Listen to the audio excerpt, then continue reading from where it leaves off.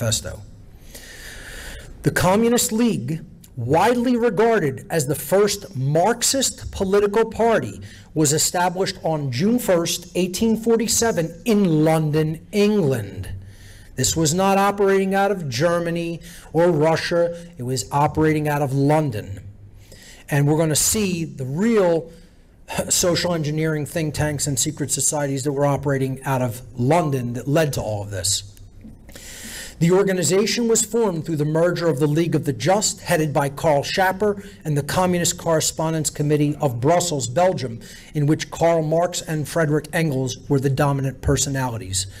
In January 1847, disparate parts of the German communist movement began to congeal into a single organizational entity when the League of the Just suggested the idea of unity with the Communist Correspondence Committee.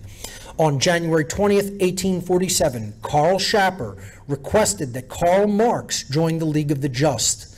So Marx was actually brought into what would become the Communist League and eventually the Communist Party by Karl Schapper, very influential occultist. Both Marx and Engels joined the League of the Just shortly thereafter, followed by other members of the Communist Correspondence Committee. And this is the plain red flag used by many of these organizations. They did not have symbolism, they just bore a plain red flag. In June 1847, the first Congress of the League of the Just took place in London. At this conference, the League adopted a new charter and formally changed its name to the Communist League. The Communist League was structured around the reformation of primary party units known as communes, consisting of at least 3, but not more than 10 members. These were in turn to be combined into larger units known as circles. The agenda of the Communist League called for the overthrow of the bourgeoisie and establishment of the rule of the proletariat and the construction of a new society free of both private property and social classes. In November and December 1847, the Communist League held a Congress in London. Both Marx and Engels attended, and they were assigned the task of composing a political manifesto for the organization. This became the Communist Manifesto.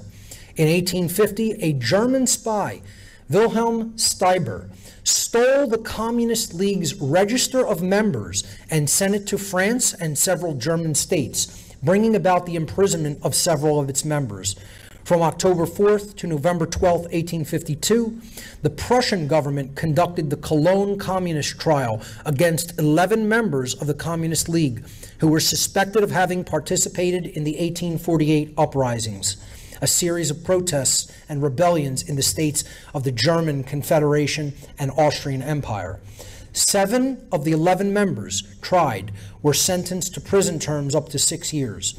Following the Cologne Communist trial, the Communist League was formally disbanded in November 1852. Let's look at Karl Schapper.